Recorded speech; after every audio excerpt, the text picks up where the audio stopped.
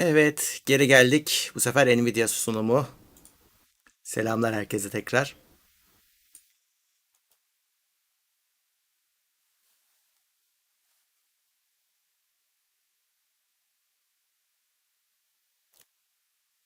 Bir iki dakika geç kaldık ama bir şey kaçırmadık.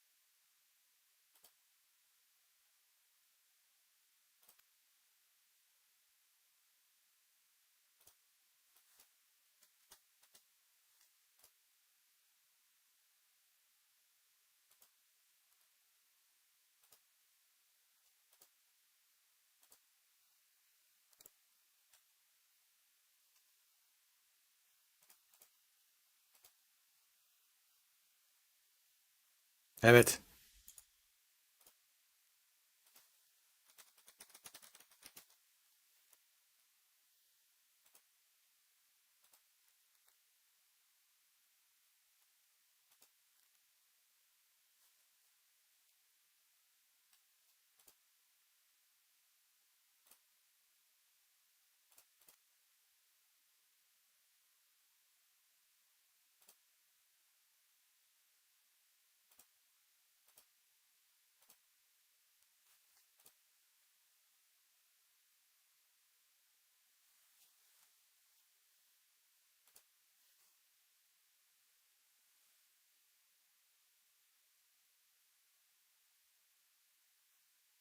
Samsung'a entegre etmiş.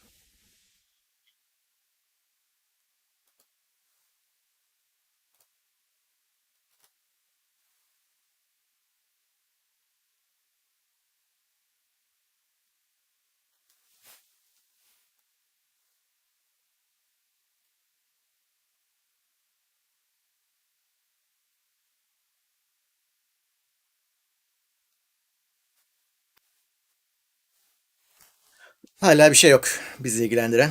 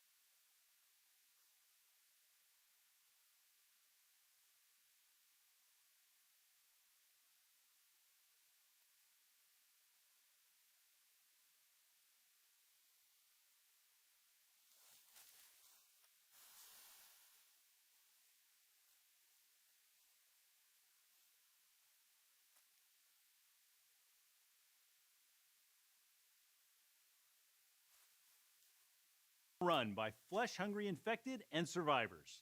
It's in the top 10 most anticipated games on the Steam wishlist. Today we are announcing the day before Daha hardware yok. with RTX on, including ray Evet, tracing hala and reklamlar. DLSS on GeForce and Evet. GeForce Now. Oyun. Here's a first look at the day before GeForce with Now. RTX on.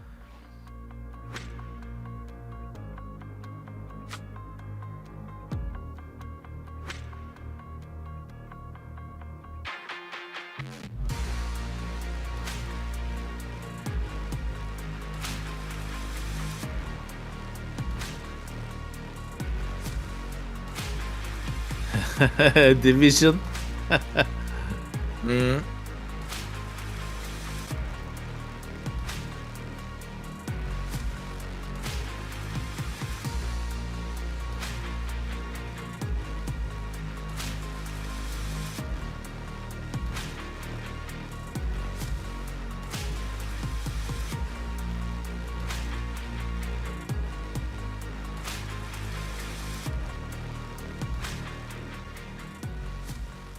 O AVM işi sıkıntı yaratır. 70 million players, Tom Clancy's Rainbow Six Siege from Ubisoft has become one of the biggest competitive shooters.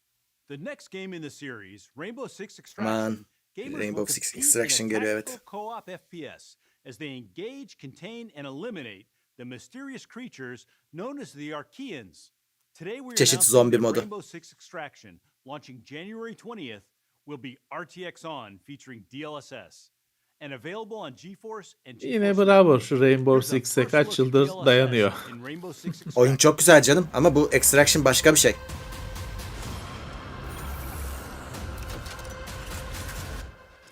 Canavarlı manavarlı.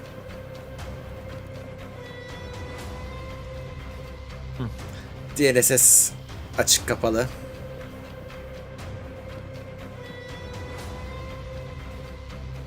DLSS'le RTX'i de açsa da daha yüksek performans alıyor. Rainbow'daki RTX ya Ray Tracing çok bariz değil ya.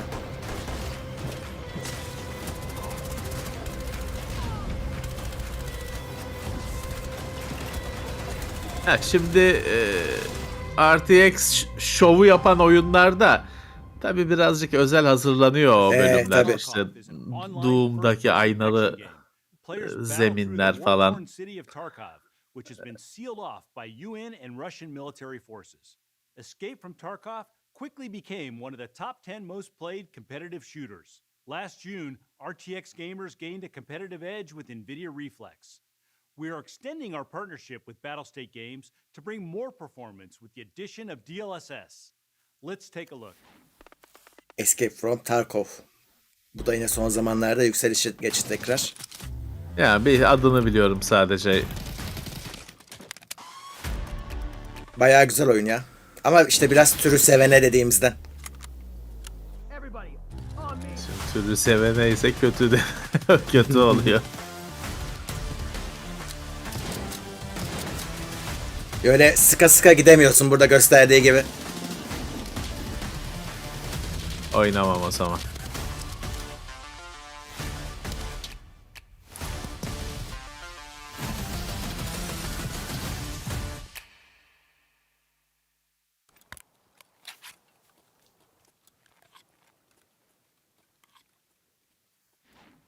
Dying Light, the tremendously successful open-world action RPG by Techland, had over 23 million players worldwide.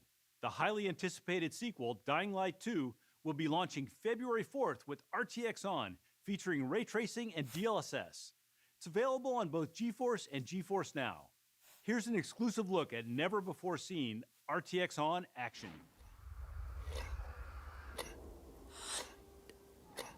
Hadi bakalım.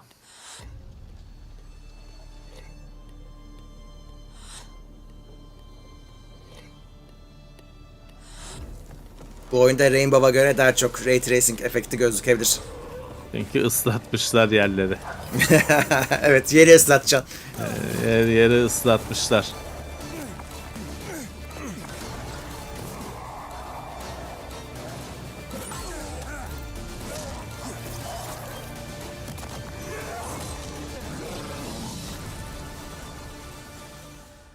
For competitive gamers, milliseconds are the difference between winning and losing. We ask gamers to check out the benefits of lower latency gaming with our System Latency Challenge.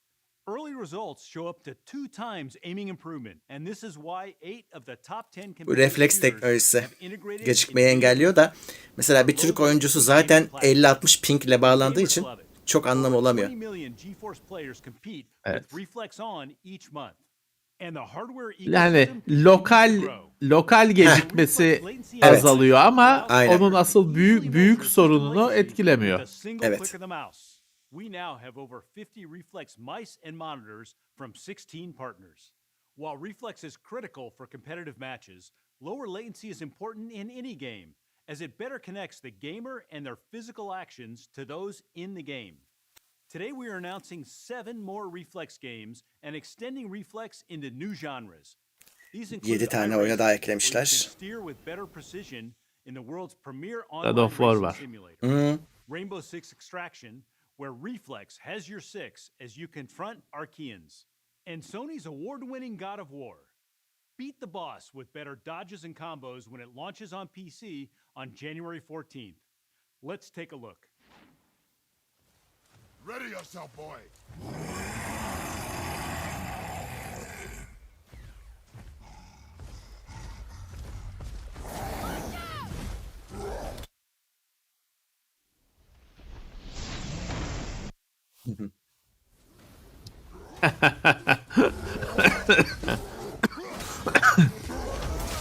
Yalnız refleks falan olmadan da bitirdik konsolda yani. With the global growth in esports, the demand for esports Bir displays sorun has been olmadı. doubling each year. Yani refleks zaten biraz multiplayer'da hani mantıklı bir şey. Esports to a new level. Today we are announcing a new category of esports displays. 1440p 27-inch G-Sync and up to 360 Hz. 360 Hz With monitörler. new esports vibrance and reflex latency analyzer. These displays are also dual format. They can switch to 1080p 25-inch if that's preferred for certain games. Here's Seth to fill in the details. 1080p displays have ruled esports for over a decade, as the lower resolution has enabled higher frame rates and faster refresh rates. But our research shows that larger, higher resolution panels improve aiming performance, providing larger and more detailed targets to acquire. In fact, Yüksek çözünürlük daha kolay vurmanı sağlıyormuş. aiming by up to 3% over traditional 1080p 24-inch displays. %3 For kadar. competitive gamers, that's huge. With today's high-end GeForce RTX GPUs rendering esports games well above 360 FPS at 1440p, the industry is primed for a change. Today, Nvidia is announcing a new class of 1440p 27-inch. Tamam hani o %3'ler şunlar bunlar hikaye de olsa hiç olmazsa 2K konuşuluyor. To 360 Hz for the Evet. smoothest, lowest latency gaming. Esports tune vibrance color profiles powered by mini LED backlights and oxide transistors make targets pop from the screen. An enhanced, easier to use reflex analyzer automatically measures system latency, so gamers can head into competition with full confidence in their PC's performance. And if gamers still want to play a match at 1080p, the monitor features a special dual format 25-inch 1080p mode. The future of esports monitors is here, with new displays available soon from AOC, Asus, O MSI. şey iyi Ama- olmuş. Söyle. A decade ago, we introduced Ekranın the 50 class ortasındaki GPU, offering gamers great performance 1080p'yi at ortada architecture göstermesi and iyi affordable olmuş. price. Değil mi? It was the first Bütün step büyük up ekrana into şey yapmadan, GTX gaming. Yaymadan. In fact, ölçü 3 eklemeden. of the top 5 GPUs on Steam are GTX 50 class, and one of the most successful is the GTX 1050. When it was released in 2016, Oh, the 2016'da GTX çıkmış 1050 could GTX power the 1050. top games of the time at over 60 frames per second. But the production value of games continues to rise, and modern games need much more GPU horsepower. The GTX 1050 struggles to keep up. Even a 1050 Ti or the 1050 more Ti. modern GTX 1650 Ve 1650'yi de gömdüler. Kendi demek ki bir şey geliyor. Today we are Evet. announcing the RTX 3050 3050. tabii ki. The GeForce RTX 3050 brings the performance and efficiency of the Ampere Ama şimdi architecture GTX to more ile gamers Tamam. than ever before. RTX farklı şeyler. Powers the latest Yani onun games doğal 60 frames per second. ilerlemesi Based on our değil Ampere bence. architecture, the 3050 comes equipped with second generation RT cores for Ya ray lazımdı tracing and third generation böyle bir Lazım şey. canım, cores tabii for lazım. DLSS and AI. For the Ama first time, 3050 you can play ray yani tracing GTX on a fiyatlarına 50 class satılamaz GPU gibi at geliyor over bana. 60 frames per second. Evet, Ray kesin tracing is a pahalı new bir şey standard in olacaktır bu. gaming, and the 3050 makes it more accessible than ever. The RTX 3050 comes equipped with 8 gigabytes of 8 G6 gigabayt. memory. And starting at just Heh, $249, bak 250 dolarlık kart. available worldwide on January 27th Ocak with all of our 27. Çok. partners. With 75% of gamers still on 250 GTX dolara GPUs, this is the perfect ekran time to kartına step up verebilen to zaten RTX. We are at bugün the de dawn of sıkıntı the next yaşamıyordur. digital frontier. GTX serisi normal şartlarda hep 200 doların altındakini temsil ediyordu. Entertainment, creativity, or industry are being built today. These worlds are boundless and will be populated with shops, homes, people, robots, factories, museums, an infinite amount of 3D content. And they will be built by an expanding number of creators, collaborating across the globe, constructing these amazing virtual environments. For this future, we've built NVIDIA Studio, a fully accelerated platform for creators. It starts with RTX, the most advanced GPU architecture with hardware acceleration. Bir de böyle bir for şey ray var. tracing, Nvidia'nın simulation, stüdyo and AI, sürücüleri farklı and mesela. NVIDIA high-performance video processors. Oyun NVIDIA sürücülerinden. Studio's software includes specialized drivers and dozens of Ya SDKs, o which accelerate Quattro'dan gelen 200 bir of the bilgi industry's top birikimini creative applications. tekrar tabii. değerlendirmek. We also Tabii. offer our own studio apps with the latest edition, NVIDIA Omniverse for 3D design and collaboration. Today, we are announcing that NVIDIA Omniverse is out of beta and generally Omniverse available betadan to çıkmış. GeForce RTX Studio creators. 3D content is challenging to produce. It typically requires multiple tools, which are often incompatible. And then you have to wait for long render times. Omniverse brings over 20 years of NVIDIA's groundbreaking work in graphics, AI, simulation, Bunun reklamını and yapıyorlardı. compute into a Çok single övündükleri bir şey. platform Artık to çıkıyor demek. transform 3D workflows. Let me explain how it works. Evet. Omniverse connects independent 3D design worlds together into a shared virtual space. The connecting language of Omniverse is USD, or Universal Scene Description, which you can think of as the HTML of 3D worlds. Today, a 3D artist typically works sequentially across multiple applications, like 3ds Max for modeling, then Substance Painter for texturing, and finally Unreal Engine to arrange the scene, Doğru. exporting and importing large files many times along the way. With İş akışından Omniverse, bahsetti. artists connect their apps and then compose the combined scene using Omniverse Create. Once in Omniverse, an artist can draw on NVIDIA's superpowers, like physics, which can let artists use true-to-reality simulations that obey the laws of physics, and RTX Renderer to see the scene in real time, fully ray-traced or path-traced. Omniverse also lets you collaborate with another artist, from across the room Güzelmiş. or across the globe. Hepsinin ortak noktası Connecting olacağız your diyor. favorite apps into a single shared scene. Changes made by one designer are reflected back to the other artist, like working in a cloud shared document, but in 3D. This is the future of 3D creation and how virtual worlds will be built. İlginç. Çeşitli araçlar aynı şeyden, ortak hub'dan çalışacak. İlginç.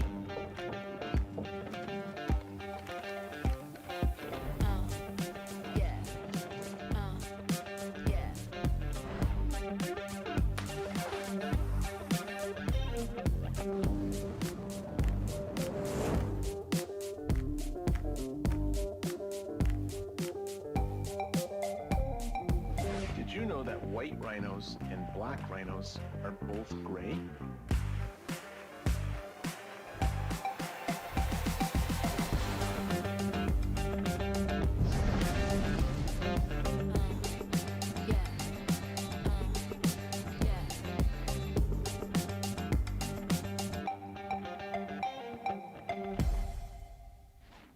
We are partnering with over 40 ISVs to transform 3D workflows. Today, Omniverse is connected to leading applications like 3ds Max, Maya, Blender, Unreal Engine, and many more to come. We now have several new additions to Omniverse. Today, we are announcing an even easier way for artists to collaborate with Nucleus Cloud. Now in early access, Nucleus Cloud simplifies Omniverse scene sharing. Bu da işin It's one bulut click tarafı. to collaborate, and your entire 3D scene is online. Leading Bir 3D sahne üzerinde marketplaces çalışan are now featuring birden fazla Omniverse kişiyi ready birleştiriyor. assets. Check out the collection of free assets now available in the Omniverse launcher. Omniverse Machinima has been a big hit with creators who love the game. It lets you remix and recreate your own game cinematics with thousands of game assets and environments. We are now adding MechWarrior 5 and Shadow Warrior 3 assets to the Machinima library. Oyunun kütüphanelerine, oyunu kütüphaneye ekliyorlarmış kullanabilin diye. That easily animates a 3D face with just an audio track. Mountain We are Blade now 2. supporting blend Evet. shape and direct export to Epic's MetaHuman. AI, powered by NVIDIA Studio, opens up new capabilities for creators. Individual artists can now do the work of large teams. Application developers are quickly embracing the power of AI for content creation.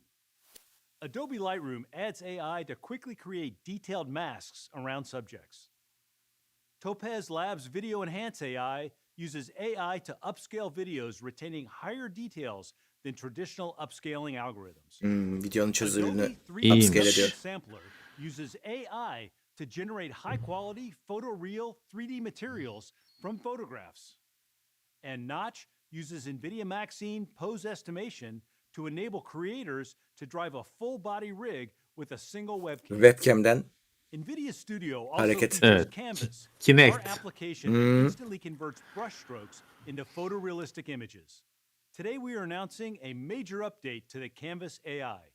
Built from NVIDIA's Gauguin 2 research, the latest app produces images that are 4 times higher resolution with more detailed elements. It also adds new materials like flowers and bushes. The new Canvas app is available free to download at NVIDIA.com. Gamers and creators have made GeForce high-performance laptops the fastest-growing category in PCs. In the last year alone, 35% more RTX laptops were sold. And creators have RTX fueled a laptoplar 3x jump %35 in artmış studio satışta. laptop sales.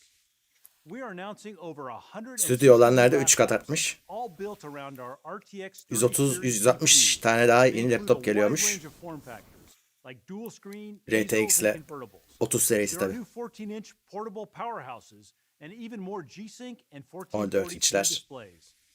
As more gamers and creators 1440p. turn to laptops for their primary PC, performance expectations continue to increase.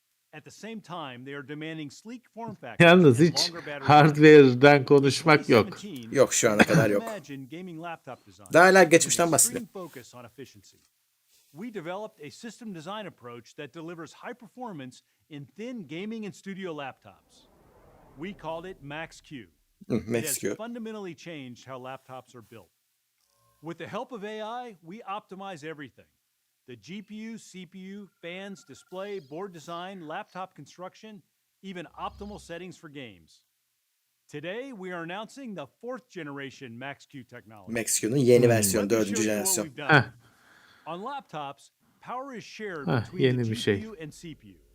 CPU efficiency is critical for maximizing performance. So we developed CPU Optimizer. CPU Optimizer diye bir We've şey worked with yapmışlar. CPU vendors to create a new, low-level framework, enabling the GPU to further optimize the performance, temperature, and power of next-generation CPUs. As a result, CPU efficiency is improved, and power is transferred to the GPU for more gaming performance. CPU'nun For gücünden creators alıp and GPU'ya students veriyor. who rely on compute-heavy apps Ama like CPU'da Adobe Premiere, performanstan düşürmüyormuş. Blender, or MATLAB, we've developed rapid core scaling.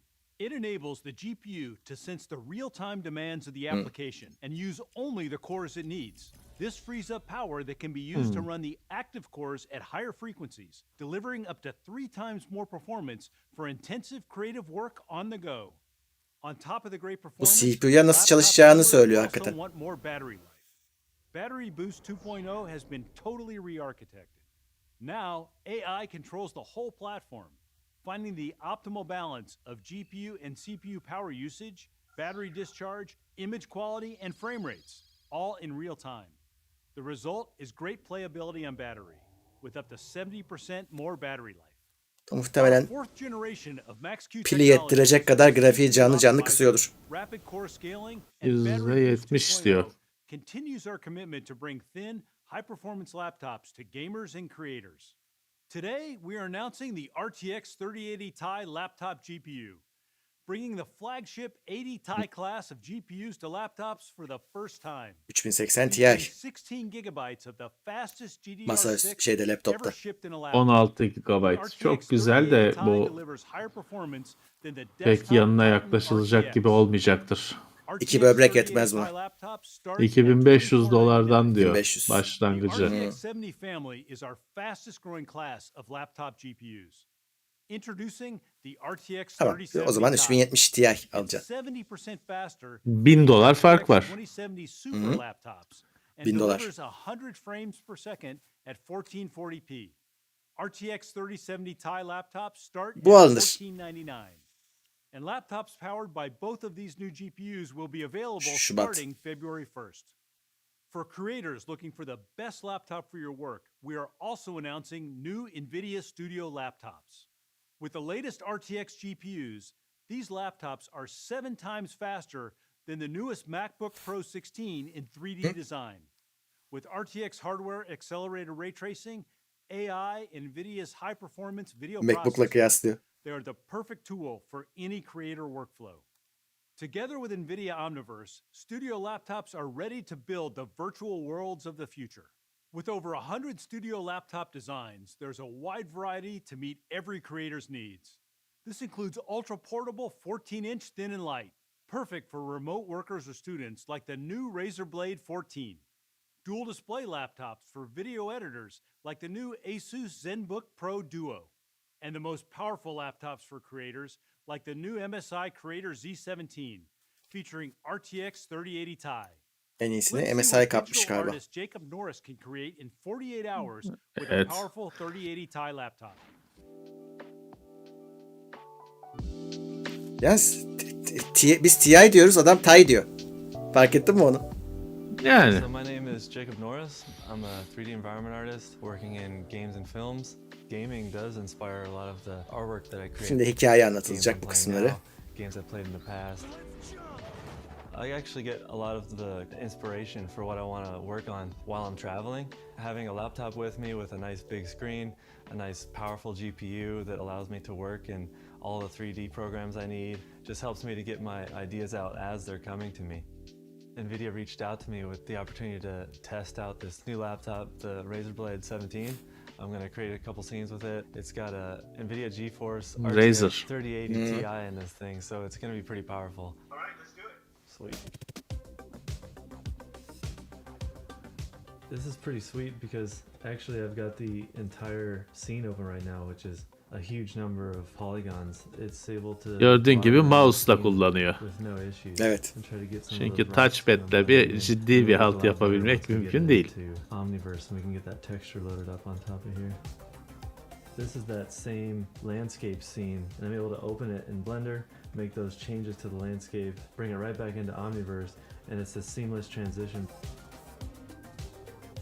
And I'm able to just drag and drop in this dune buggy character that I got from my friend. We can start playing with some of the sunlight inside the space. And the shadows just change instantly. It's kind of fun. Alright, so I got the camera in, animations in. Let's try this out and see how it works.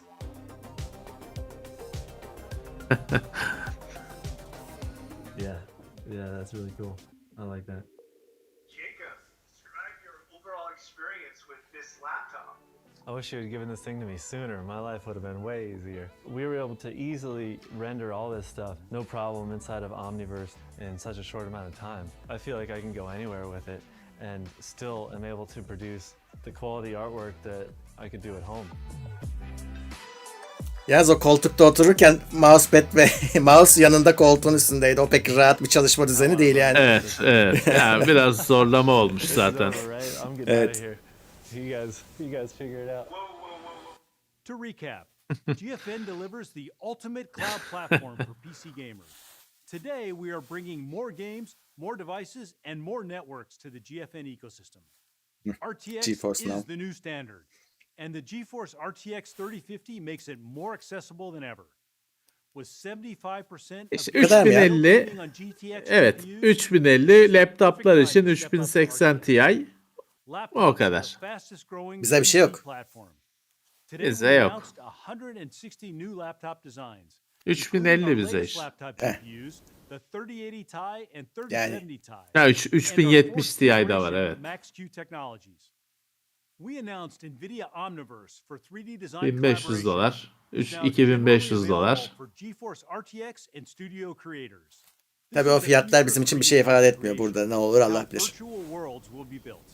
Evet, masa üstünde yani bir 4000 serisi şu an için yok. Ya da bugün duyurulanlar da yok. And today we continue that journey. But there's one more thing. The Allah. RTX 3090 Ti. 3090 A Ti. monster GPU. 40 shader teraflops.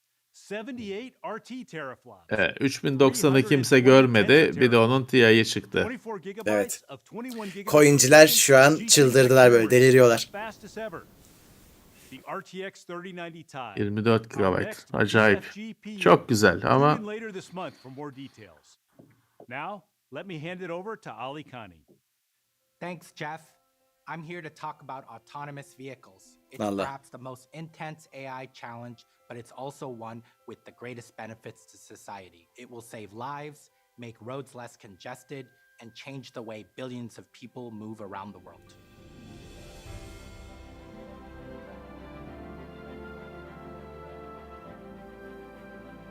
evet. Bir türlü hayatımıza girmeyen bir teknoloji.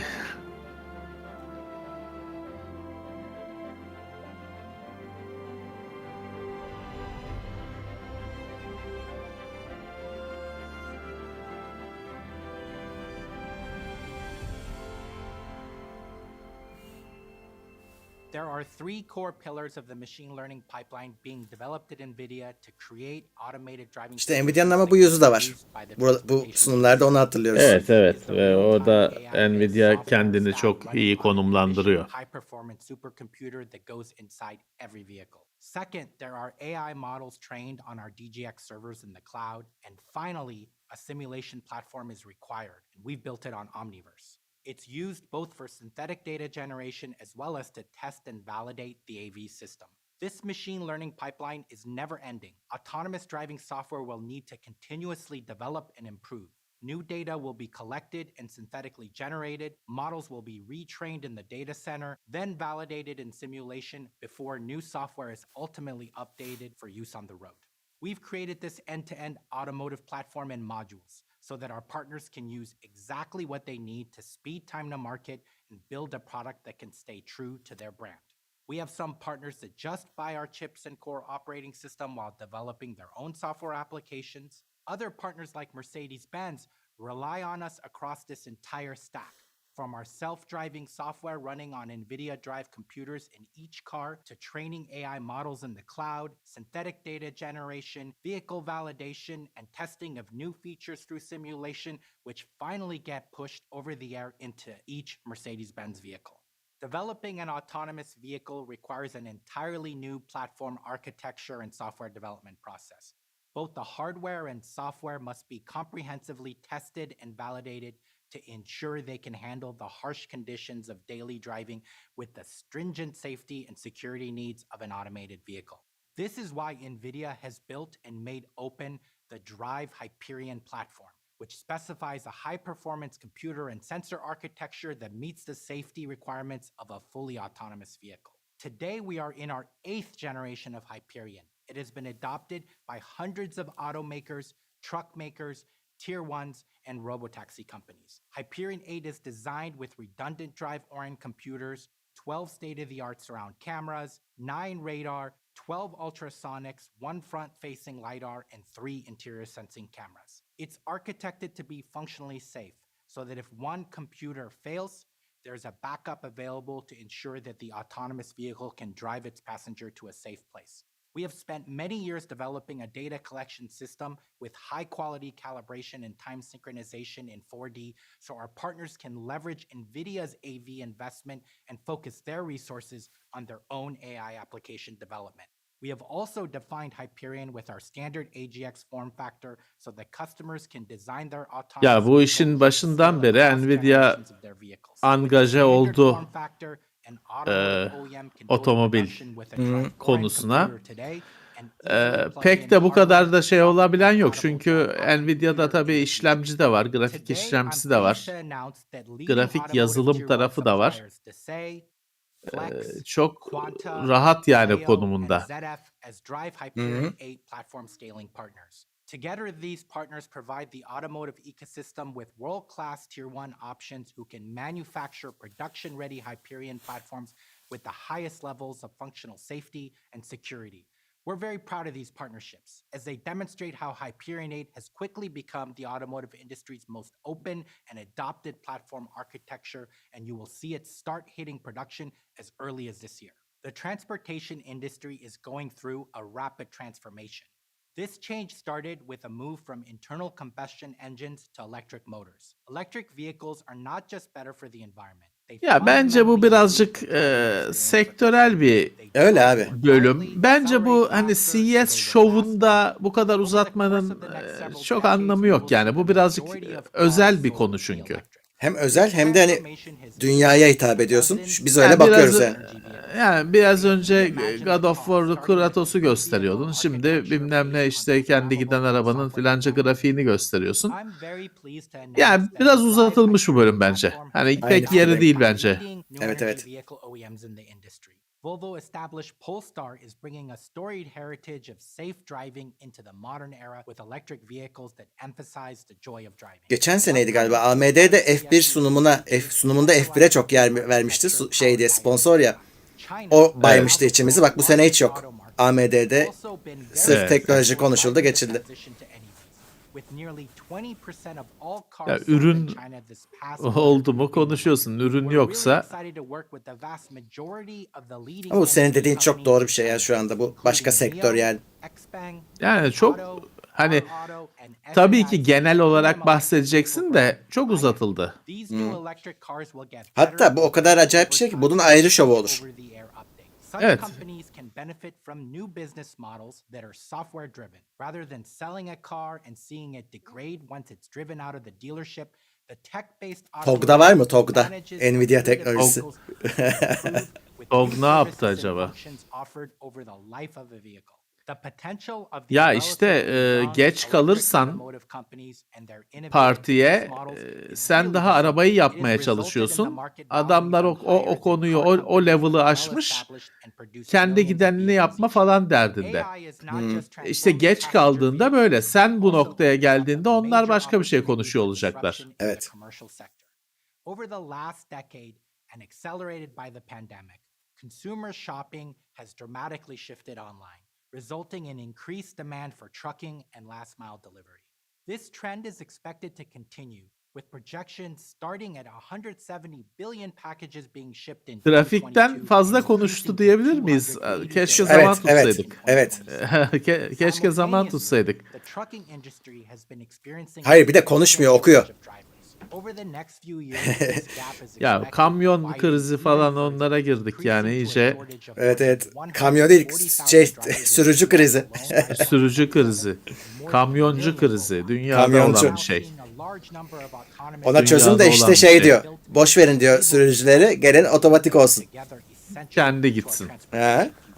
Today, I'm pleased to announce that Too Simple will be Aha. building its autonomous trucking platform İşte. on Nvidia Drive Orin. Too Simple is an exciting company that's meeting the challenges. İnsan sorun çıkarıyorsa robot da değiştir. Too Simple. Autonomous freight network. Too Simple is already working with the leading names in Vay delivery, including UPS, Navistar, and Penske. And its technology has already improved arrival times for long-haul routes of the U.S. Postal Service. Now, I mentioned earlier that developing AV is a grand AI challenge. At the heart of AI model development, we need the Kamyoncular ability to taş yesin. collect a lot of data and accurately label it to allow our AI engineers to build accurate and safe AI models. Ya tabii kamyonun rotası belli aşağı yukarı. Otomobil gibi kafasına göre giden bir şey değil. O yüzden çözüm yaratmak daha hani bir nebze daha kolay. Here are some examples from our own data set that are difficult to label, including scenes that are dark, blurry, or hazy. Others contain scenes that are challenging to understand, like occluded vehicles or pedestrians. We also have many scenes that are not often encountered, like construction zones. These issues are the reasons why AV developers need a mix of real data and synthetic data when developing their AI models. Because of all these labeling challenges, NVIDIA has built DriveSim Replicator, a synthetic data generator for autonomous vehicle development. Replicator helps our AI engineers to build up hard-to-label Trafik ground truth simülasyonu. Evet. synthetically generating them from virtual cameras, LiDAR, and radar sensors within our Omniverse Şartları da zorlaştırıyorlar gerçek This way, zamanlı. engineers can train AI models even Evet. before any real data has been collected. And Replicator can label ground truth in ways that humans cannot, tracking moving objects across sensors, velocity, distance, occlusion, and severe weather conditions. It's a really powerful tool for the AV developer. It's accurate, low cost, and it fills in gaps for data not easily found in the real world. The industry is just getting started on its path to truly self-driving technology. Most vehicles today are only able to deliver level 2 driving, commonly referred to as advanced driver assistance systems that require drivers to Evet. still be fully attentive.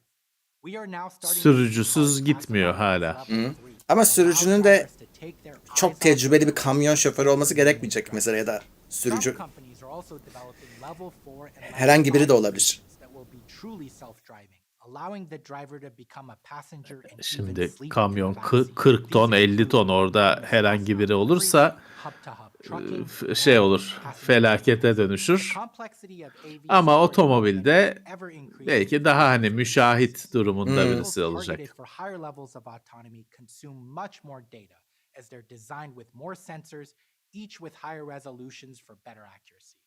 AI networks and software architecture also increasing complexity as you require true Ya self-driving. anladık, All of tamam these mı? factors result in an increase in data Tamam, center çok güzel infrastructure şeyler. required for self-driving software development.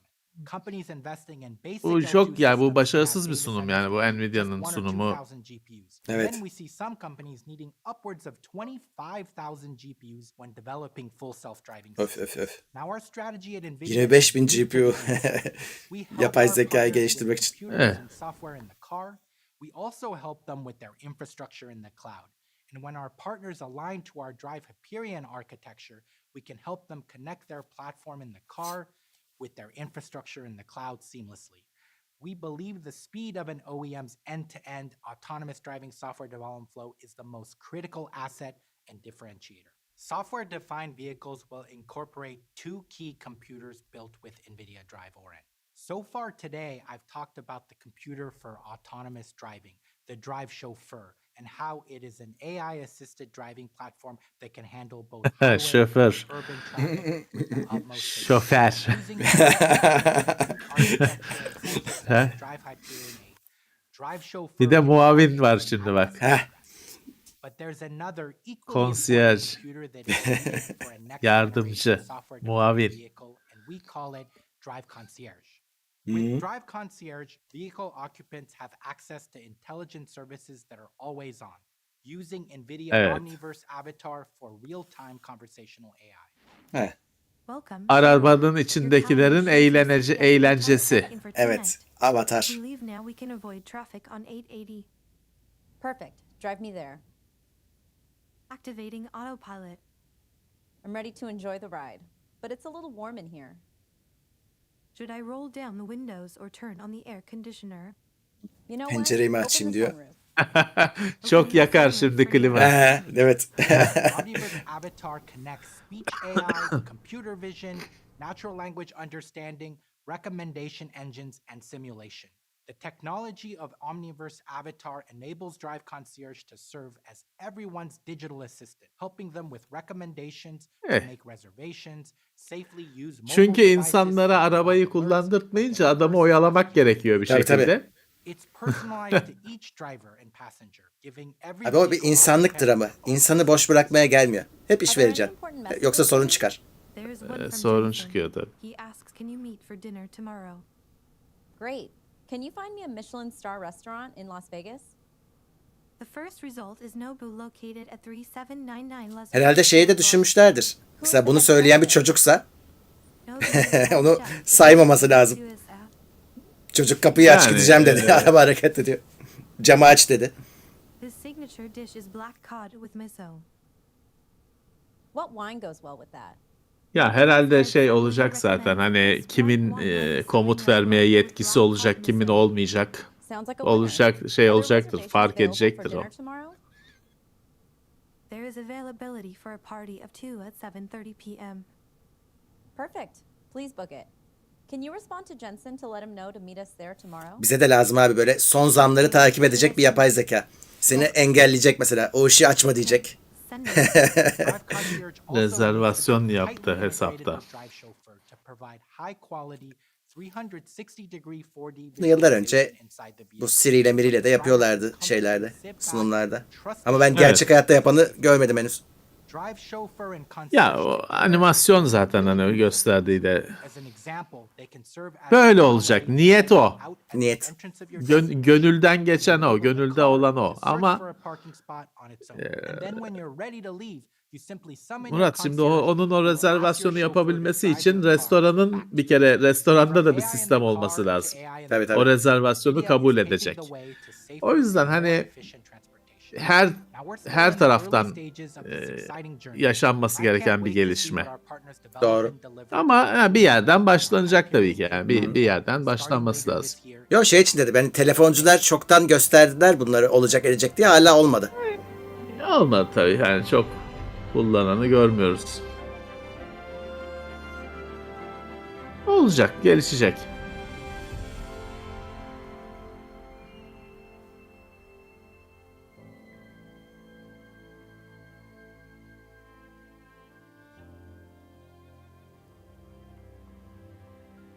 İşte o direksiyon olmadığı zaman oldu diyeceğim. Hı. Ama işte daha o noktada değil teknoloji. Evet. Sanıyorum bu kadardı. Şimdi ana sahneye bir dönelim. Bir hoşça kalın derler herhalde ya. Bitti. Bu ne ya? Biz konuşurken dediler galiba görmedim. Bu nesi şey ya? Çok kötü. Çok kötü yani. Ben kapıyorum bu arada. Kapa kapa. Onlar şimdi yani bu çok kötü yani şey zengin kalkışı. Evet. Lan bir hoşça kalın sizi çok seviyoruz falan da sağlıklı günler falan deselerdi yani. Bu ne? Araba gidiyor yolda hadi ekran kararıyor.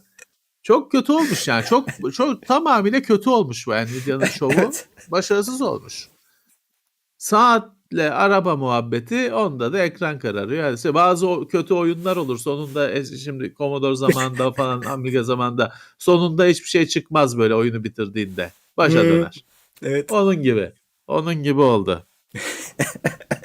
Bölüm sonunda bari ve büyük bir şey olsaydı. Neyse. Evet. Evet. 3070 Ti, 3080 Ti laptopta, 3090 Ti masa üstünde. Tabii bunların alamayacağımız için 3500 mü? Yok 3050. 350 alacaksın. 250 dolara 3050 alacaksın. Kötü değil hani 1050 ile 1050 1060 ile çalışıyorsan şu anda onlardan iyidir tabii ki. Ama yine hani 250 dolara onu alabiliyorsun ancak. Hı. Maalesef. Evet, Evet. Bu özetle sunumda Nvidia'nın şeyi bu. buydu. Nvidia'nın şovu buydu. Evet. CES videolarımız daha devam eder. Bu bölümle Evet. birlikte burayı bir noktalayalım. Takip edenlere teşekkürler. Arada katılanlar, destek olanlar oldu. Herkese teşekkürler. Sağ olsunlar. Yeni Sağ bölümlerde olsunlar, teşekkürler. görüşeceğiz. Evet, herkese iyi akşamlar. Tekrar görüşmek üzere.